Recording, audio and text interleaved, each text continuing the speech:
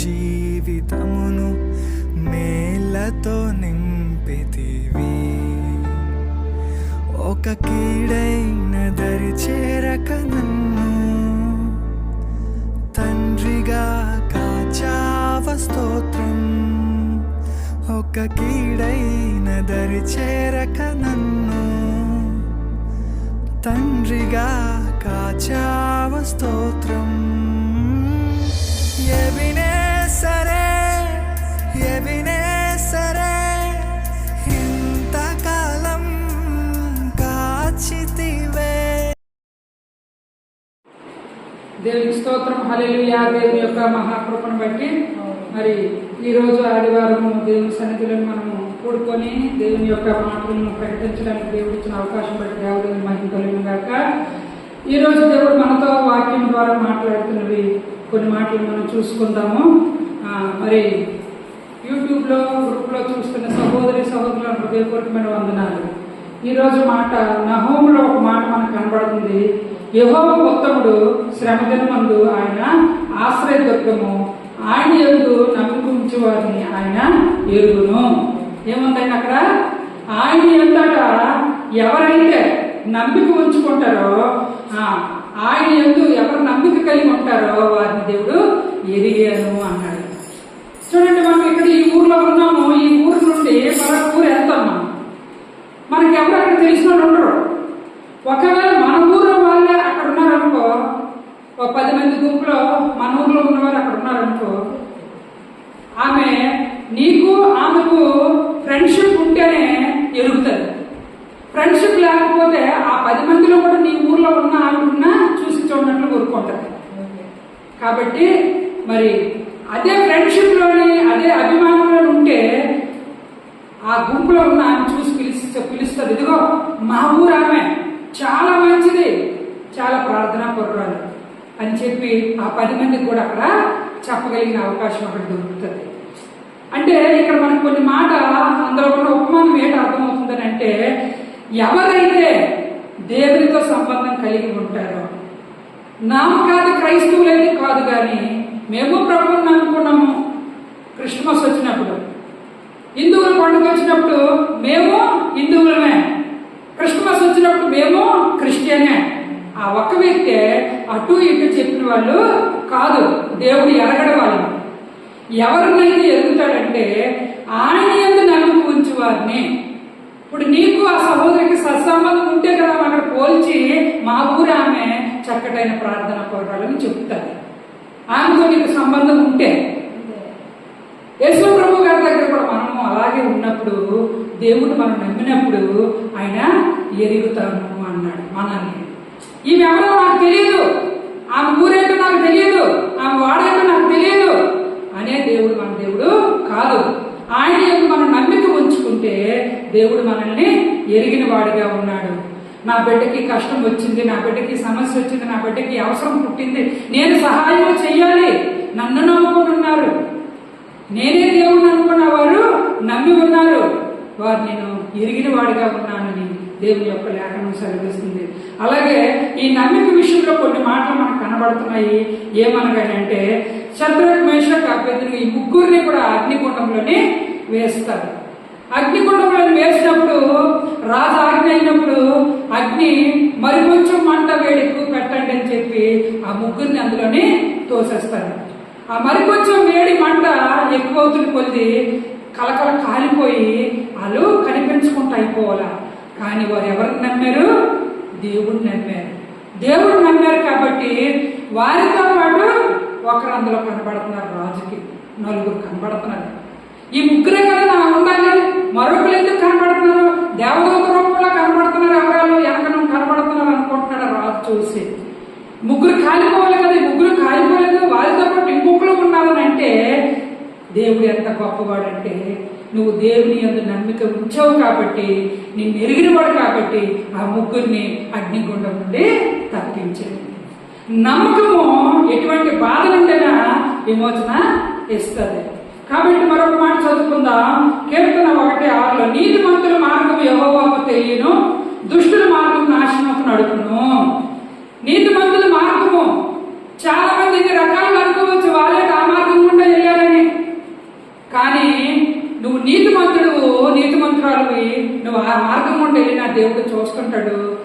బిడ్డలు నీతిమంతులని ఆయనకు తెలుసు. మనుషులు నీతిమంతులకు తెలిసిన మనుషుల దగ్గర వ్యతిరేకమైన మాట్లాడుతూ ఉంటారు, కానీ దేవుడు నీ గురించి నా గురించి గొప్ప సాక్ష్యం ఇచ్చే దేవుడు. ఏమని ఇస్తాడని యోగ విషయంలో ఎలాగిచ్చాడు? అపవాది ఎలాగెళ్ళి అడిగింది యోగుకి, నేను శోధిస్తాను, నేను విడిచిపెట్టి వెళ్ళిపోతానని అన్నప్పుడు నా యొక్క భక్తులు అలా చెయ్యడు, నువ్వు శోధించుకో అని దేవుడు ఆజ్ఞించినప్పుడు యోగు దేవుడు నమ్మి ఉన్నాడు కాబట్టి దేవుడు యోగుకి ఎంతో సహాయం అందించాడు. ఒకటి కాదు రెండెందులతో మళ్ళా యోగుని దేవుడు ఆశీర్వదించాడు. నమ్మిక అలా ఉంటుంది. కాబట్టి చదువుకుంటాను, నీతిమంతుల మార్గం యెహోవాకు తెలుసును. యోగ మార్గము, యోగ పరిస్థితి, యోగ యొక్క స్థితి అన్ని దేవుడికి తెలుసును. యోగ యథార్థవంతుడు. ఊజు దేశంలోనే ఆయన వంటి యథార్థవంతులు ఎవరూ కూడా లేరు. అటువంటి బిడ్డడు, అటువంటి దేవుడు కుమారుడు. అందుకే వాక్యం సెలవిస్తుంది ఏమనంటే, నీతిమంతుల మార్గం యెహోవాకు తెలియదు, దుష్టుల మార్గం నాశనమునకు నడుపుతుంది. నాశనంలోకి వెళ్ళిపోవాలనుకుంటున్నావా? దుష్ట మార్గం గుండా నువ్వు వెళ్ళిపో. నీతిమంతులుగా నువ్వు ఉండాలనుకుంటున్నావా? నీతిమంతుల మార్గంలో నువ్వు జీవించాలనుకుంటున్నావా? యెహోవాకు నీకు సహాయం కావాలని, నువ్వు యెహోవా ద్వారా సహాయం పొందాలని నువ్వు ఆశిస్తున్నావా? అయితే నీవు దేవుని మార్గంలో ఉంటావు, నీతిమంతుల మార్గంలో నువ్వు నడుస్తావు. ఏమంటే రెండు మార్గాలు ఉన్నాయి. ఏ మార్గంలో, ఏ దారిలో పోతావో నరుడా, పాట కూడా ఉంది. ఏ మార్గం గుండా పోతావు? నీతి మార్గమా, దుష్ట మార్గమా, జీవ మార్గమా, మరణం మార్గమా? ఏ మార్గము కావాలో ఎరుగు దేవుడు, ఎరుగు ప్రజలారా ఎరగండి. దేవుని యొక్క పాట ఉంది. రెండే రెండు దారులు, ఆ పాట రెండే రెండు దారులు. ఒక నీతిమంతులకు మార్గం కలిగిన దారి, మరి దుష్టుల యొక్క నడిపింపబడిన దారి. ఈ రెండే రెండు మార్గాల్లో నీ జీవితం ఎలా నడిపించుకుంటావు మానవుడా అని దేవుడు ప్రశ్నిస్తే నీవు నేనేం చెప్పాలి? అయ్యా, నీతిమంతుల మార్గం యెహోవాకు తెలియను అన్నట్లు నేను ఉండాలి. నా దేవుడు నన్ను ఎరిగాడు అన్నట్లు నేను ఉండాలి. దుష్టుల మార్గంలో నేను ఉండకూడదు, నాశనానికి అది నడుపుతాను. నేను నాశనం అవడం నీకు ఇష్టం లేదు. నేను నీతిమంతులుగా బ్రతకాలని నువ్వు ఆశిస్తున్నావు తండ్రి. మనం దేవుని ప్రార్థన చేయాలి. అంతేకాదు యోహాను సువార్తలో 10:14 ఒక మాట కనబడుతుంది. నేను గొర్రెలకు మంచి కాపరిని. ఆయన గొర్రెలు, ఆయన కాపరి, మనము ఆయన మేపే గొర్రెలు. మనం ఈ గొర్రెల విషయంలోని చాలా చాలా రకాలుగా మాటలు లేసాయి. అవి అర్థం కాని వాళ్ళు అలాంటి మాట్లాడతారు. కానీ దేవుని యొక్క సంభాషణలోని, దేవుని యొక్క మాటలో మహత్యం కలిగిన ఈ మాట, ఆయన యజమానుడు, ఆయన మేపే గొర్రెలు మనం. అయితే దేవుడు వాక్యం ఏమంటుంది? నేను గొర్రెలకు మంచి కాపరిని. ఎవరైతే నన్ను మరి నమ్మిక ఉంచుకుంటారో వారు నేను ఎరిగాను అన్నాడు. ఇక్కడికి వచ్చినప్పటికీ నేను గొర్రెలకు మంచి కాపరిని. ఎరిగిన వారే కదా మందలోని ఆ నాయకుడికి లోబడి ఉంటాయి. కాబట్టి మంచిగా నేను గొర్రెలకు మంచి కాపరిని. వారికి నేను ఎటు కూడా మరి వేరే వేరే స్థలాల్లోకి వెళ్ళి పాడైపోకుండా నీతి మార్గంలో నడిపించుకుంటానని దేవుడు వాక్యం సెలవిస్తుంది. గొర్రెలకు నేను మంచి కాపరిని అన్నాడు. అంతేకాదు 10:15 ఉంది, తండ్రి నన్ను ఎలాగో ఎరుగునో, నేను తండ్రిని ఎలాగో ఎరుగుదనో అలాగే నేను నా గొర్రెలను ఎరుగుదను. నా గొర్రెలు నన్ను ఎరుగును, మరియు గొర్రెల కొరకే నా ప్రాణము పెట్టుచున్నాను. ఎవరి కొరకు పెట్టాడు దేవుడు? మందైన మనం, గొర్రెలమైన మన కొరకు ఆయన ప్రాణాన్ని పెట్టాడు. నేను తండ్రిని ఎరుగుతాను, మీరు నన్ను ఎరుగుతారు, నేను మీ కొరకు ప్రాణం పెడతాను. ఆయన ప్రాణం పెట్టాడు కాబట్టి ఈరోజు మన పాప భారాన్ని అంతటిని ఆయన మోసాడు. మనకి మన శాప భారం అంతటిని మోసాడు, మనకి విముక్తినిచ్చాడు. కాబట్టి మన కొరకు అతను ప్రాణాన్ని పెట్టిన దేవుడు. కాబట్టి మనము ఆయన యొక్క నీతి మార్గంలో మనం నడిచేవారిగా ఉండాలి. దేవుడు మనం నమ్మేవాడిగా ఉండాలి. నమ్మిన వారికి దేవుడు అంటున్నాడు, నా ప్రాణాన్ని నేను పెట్టాను. అంతేకాదు 10:27 ఒక మాట కనబడుతుంది, నా గొర్రెలు నా స్వరం వినును, నేను చాటు ఎరుగుదను. నా గొర్రెలు నా స్వరం వినును, నేను వాటి ఎరుగుదను, అవి నన్ను వెంబడించను. నా గొర్రెలు నా స్వరం వింటాయి, నేను వాటిని ఎరుగుదను, అవి నన్ను వెంబడిస్తాయి. యేసు ప్రభు గారి యొక్క స్వరము ఎవరు వింటారండి? ఎవరు గమనిస్తారండి? దేవుడు నమ్మిన వారే గ్రహిస్తారు. నమ్మని వారు గ్రహిస్తారా? నమ్మని వారు ఏ స్వరమో అనుకుంటారు. దేవుడిని నమ్మిన వారికి ఈ యొక్క స్వరం అనేది వినబడతారు. ఏమంటే ఎన్ని దఫాలో దేవుని స్వరం నీ చెవులో వినబడిందా, దేవుడితో మాట్లాడాడా, పరిశుద్ధాత్మ దేవుడు మాట్లాడాడా, ఆ అనుభవం నాకు ఉంది. నా దేవుడు నాతో మాట్లాడాడు చెవులో, పరిశుద్ధాత్మ దేవుడు నాతో మాట్లాడితే ఈ యొక్క మందిరం కట్టి ఇక్కడ పరిచర్య చేస్తున్నాం. ఎవరో మనకి ప్రోత్సహించి, ఎవరో మనకి ఒక దన్నిచ్చి ధైర్యం ఇచ్చి ఇక్కడ రప్పించలేదు. పరిశుద్ధాత్మ దేవుడు చెవులో మాట్లాడి ఈ దన్ను ధైర్యాన్ని ఇచ్చి ఇక్కడ రప్పించి పరిచర్య దేవుడు చేపిస్తున్నాడు. కాబట్టి ఇక్కడ చదువుకున్నాక ఏముందంటే, నా గొర్రెలు నా స్వరం వింటాయి, వాటిని వింటారు, అవి నన్ను వెంబడిస్తాయి. ఆయన స్వరం మనం వినేటట్టుగా ఆత్మీయ జీవితంలోనే ఆయన నమ్ముతూ ముందుకెళ్తే ఆయన స్వరం మనము వినగలము. మొదటి కొరింథీ పత్రిక 8:3 ఒకడు దేవుని ప్రేమించిన ఎడల అతడు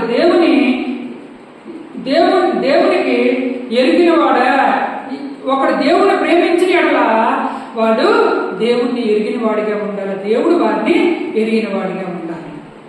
అంతేకాదు చివరికి ఒక మాట చదువుకుందాం. తిమోతిలో ఒక మాట కనబడుతుంది. 2 తిమోతిలో దుర్నీతి నుండి తొలగిపోవాలి. దేవుని యొక్క స్థిరమైన పునాది నిలకడగా ఉన్నది, ప్రభువు తన వారిని ఎరుగును. స్థిరమైన పునాది ఉన్నది, ప్రభు వారిని ఎరిగిన వారిగా ఉన్నారని దేవుని యొక్క లేఖనం చదివిస్తుంది. ప్రతి వారు కూడా దుర్నీతి నుండి తొలగిపోవలెను. ఎప్పుడైతే దుర్నీతి నుండి తొలగిపోతామో అప్పుడు దేవుని మనము నమ్మిన వారమే, అప్పుడు మనము దేవుని యొక్క స్వరం విన్నవారమే. కాబట్టి ఇక్కడ చదువుకుందంటే ఏమిటంటే, యెహోవా ఉత్తముడు శ్రమ దినమందు ఆయన ఆశ్రయ దొరకము, ఆయన యందు నమ్మిక ఉంచు వారిని ఆయన ఎరుగును. ఇప్పుడు మనకు కావలసిన మాట అది. ఆయన యందు మనం నమ్మిక ఉంచుతున్నామా? ఈ లోకంలో ఉన్న మనుషులు ఎందు నమ్మిక ఉంచుకుంటున్నామా? ఈ లోకంలో ఉన్న గొప్ప గొప్ప వాటి ఎందు నమ్మిక ఉంచుకుంటున్నామా? పెద్ద పెద్ద కంపెనీలు, పెద్ద పెద్ద ఫ్యాక్టరీలు, పెద్ద పెద్ద విదేశాల్లోనే ఎలుగెత్తి కట్టిన అపార్ట్మెంట్ల మీద నమ్మకం పెట్టుకున్నాడేమో అపార్ట్మెంట్ ఓనర్, లేకపోతే బిల్డర్. గాలి వాన వస్తే అలా కూలి పడిపోయినవి ఎన్నో ఉన్నాయి. ఆ నమ్మినవన్నీ వారికి సొంతం కాలేదు. అదే నమ్మకము దేవుని యందు ఉంచుకుంటే శద్రక్ మేషక్ అబేద్నెగోలు అగ్నిలో నుండి దేవుడు వారిని తప్పించాడు. వారు ఎవరిని నమ్మారు? జీవము కలిగిన దేవుడిని నమ్మారు. వారి ద్వారా బబులోనులో ఉన్న ఆ రాజు వీళ్ళు దేవుడు ఎంత గొప్ప దేవుడని దేవుడిని గణపరిచాడు. నీ ద్వారా నా ద్వారా దేవుడు కార్యాలు చేయాలని ఆశిస్తున్నప్పుడు మనం దేవుని యందు నమ్మిక కలిగిన బిడ్డలుగా ఉండాలా. దేవుడు మనల్ని ఎరిగేవారిగా ఆయన మనము కనపరుచుకోవాలి. చాలా మీటింగ్లకు మనం వెళ్తాం, చూసి చూడనట్లు ముఖాలు చూసి చూడనట్లు తిప్పుకొని వెళ్ళిపోయిన వారు చాలా మంది ఉంటారు. అప్పుడు మన హృదయం ఎంత బాధ అనిపిస్తుంది. అయ్యో వీళ్ళు తెలిసిన వాళ్ళే మా ముఖాలు తిప్పుకొని వెళ్ళిపోతున్నారు, అయ్యో మనం ఎంత తొక్కుపడతాం. ఈ లోకంలో ఉన్నదానికి మర్యాద కోసం అంత బాధపడినప్పుడు పరలోకపు తండ్రి నిన్ను నన్ను ముఖము చాటేయకుండా ఉన్న తండ్రిని మనం కలిగి ఉన్నాము. ఆయన మనం నమ్మిన వారిగా ఉంటే నిన్ను నన్ను మన దేవుడు హత్తుకొని ప్రేమించి ప్రతి అవసరాలు తీర్చి ఆయన మెల్లాని స్వరంతో మనతో మాట్లాడి ఆయన బిడ్డలుగా చేసుకునే దేవుడిని మనం కలిగి ఉన్నాం. కాబట్టి ప్రతి దుర్నీతి నుండి తొలగింపబడి దేవుడిని నమ్మిన వారిగా మనం ఉన్నప్పుడు ఆయన స్వరం మనం వింటాము. నేను గొర్రెలకు మంచి కాపరిని, నేను ఎరిగిన వాడిని, అది ఒక్కటి చాలు మనకి. మనల్ని దేవుడు ఎరిగితే మనకన్నీ మన పక్షాలు ఉన్నట్లుగా. కాబట్టి ఆయన ఎరగాలంటే నేనేం చెయ్యాలా? నమ్మాలి,